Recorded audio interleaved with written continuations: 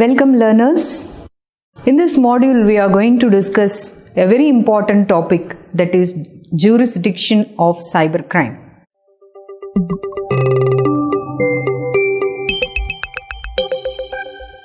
In India, there are certain provisions that have been made on the issue of jurisdiction for cybercrimes and cyber investigations. For example, Section 3 of IPC 1860 provides punishment for offences committed beyond India.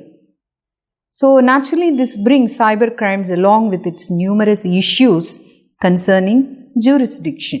There are two distinct provisions relating to jurisdiction in sections 102 and 75 Information Technology Act. Different principles are evolved at various points of time by different nations' jurisdiction. The courts in those nations assume jurisdiction on the basis of the place where the cause of action has arisen. Due to the peculiarity of the cyberspace, internet, and the well-established principles of jurisdiction no longer provide clarity. The courts, however, while acknowledging some of the challenges due to internet, has also tried resolving certain issues based on well-established judicial principles. Considering the entire issue of cybercrime jurisdiction from Indian perception, there is by far no established principles. However, the civil laws are well established, whereas certain enhancements on the cyber laws are still on the way. Indeed, it is really helpful the evolution of cybercrime case laws over the period of time and examine the said civil law jurisdiction. They have taken a front stage in the Indian scenario.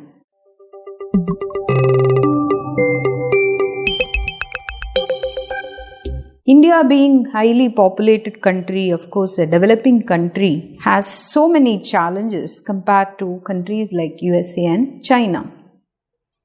Developed countries, they have better awareness and knowledge created among people regarding Cyber Law and Information Technology Act. People are more aware regarding their rights and privacy issues in developed countries. They have separate rules, regulations and laws to maintain and deal with the cyber sectors of the country, providing security and taking care of the privacy aspects of their citizens. However, in India, we have a separate act called Information Technology Act. Of course, that came into force only first time in the year 2000 and subsequent amendments in the year 2008. Still, it is not sufficient to manage all the IT and cyber sectors from the Indian perception. It has both good as well as the challenging sides. We saw some of the challenging sides in our previous discussions. The IT Act amended during the year 2008 provided many reliefs regarding the cyber crimes to the common people of India by protecting them from different types of crimes. For example, voyeurism. We too mentioned it under Section 66E of IT Act.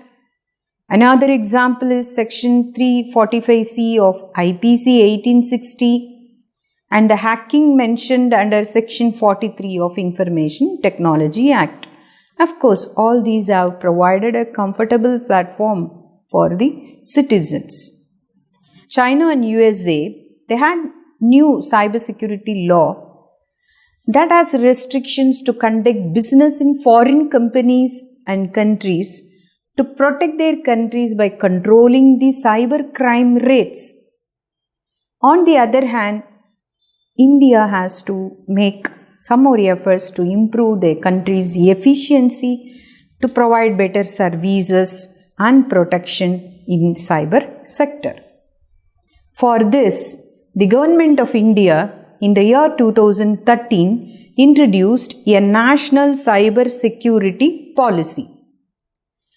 This is introduced with the aim of protecting information infrastructure by reducing the vulnerability issues and increasing the capabilities of safeguarding the country from cyber attacks and various other threats. India is currently working very hard to make the IT Act more efficient by adding amendments every now and then, as and when there is a requirement that can also be enhanced in the near future.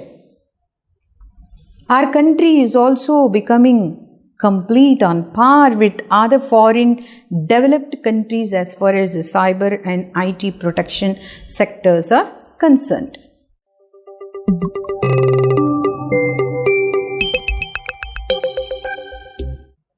Some of the helpful tips to keep one's identity, personal information and data secure from phishing emails, disposal of information property, ethics to be followed, locking and protection of devices are discussed in this section.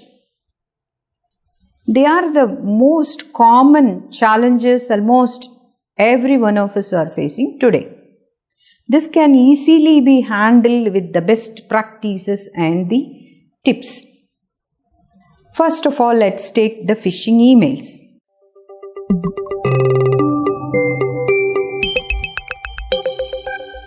Never respond to requests for personal information via email. Businesses will never ask for personal information through an email. Please do not enter personal information in a pop-up screen. Do not click on any links listed in an email message and do not copy and paste the URL into the browser, especially from unknown sources. Marking fishy emails as spams in Gmail will make it more likely to identify the future messages as spams for one and others with the NMU accounts. Always use antivirus and anti-spyware software and update them regularly.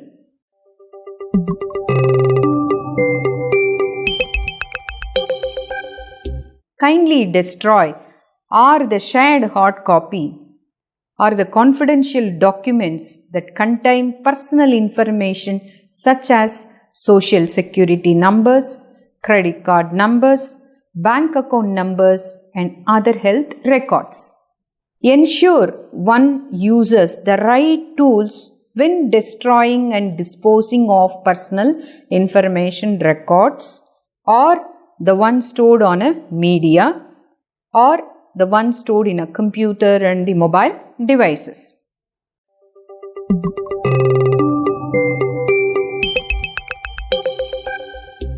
Do not engage in inappropriate conduct such as cyberbullying, cyber stalking, or rude and hate and offensive messages and behaviors. Don't do something in cyberspace that is considered wrong or illegal, disturbing the individual or the organization or the country or in general in everyday's life. Do not impersonate someone else, as it is illegitimate to create sites, that is websites, pages or posts that seem to come from someone else. Adhere to copyright restrictions when downloading material from the internet. Give due respect to the creators. Do not use someone else's password or other identity information.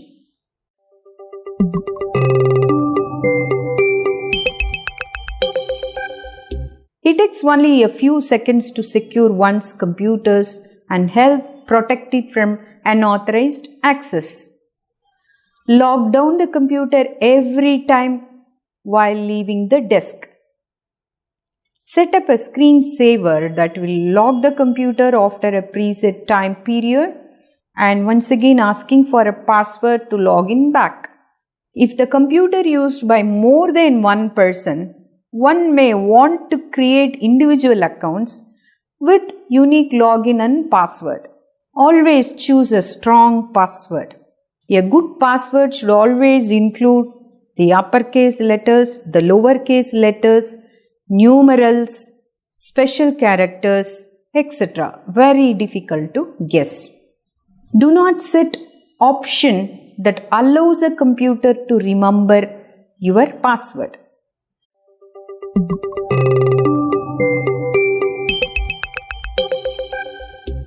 Ask oneself, is it really necessary that to transport this sensitive information? If the answer is no, then please do not copy the information. Once again, for the mobile device as well, choose a strong password. Same way, a good password, as we discussed, has almost everything. Never use the same password for multiple devices, for multiple accounts and applications. Store your portable devices securely. When not in use, store the devices out of sight of people, if possible in a locked drawer or a cabinet.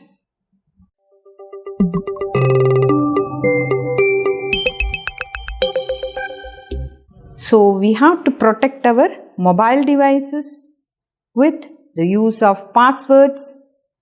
Be sure that all critical information is backed up. Disable Bluetooth when it is not required. Make sure that firewall and antivirus are up to date. Record identity information such as the serial number and MISM and label the equipment if possible. Report the loss or the theft of the device to the appropriate authorities as soon as or as immediate as possible. So these are some of the very important best practices and tips one can think of.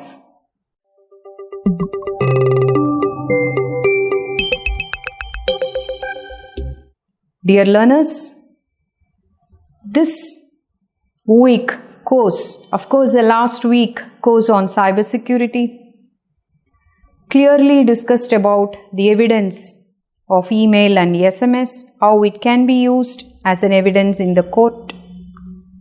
Various important acts like RBI Act, IPC Act, Money Laundering Act, they are important acts along with the cyber laws and the Information Technology Acts to protect or to ensure safe practices.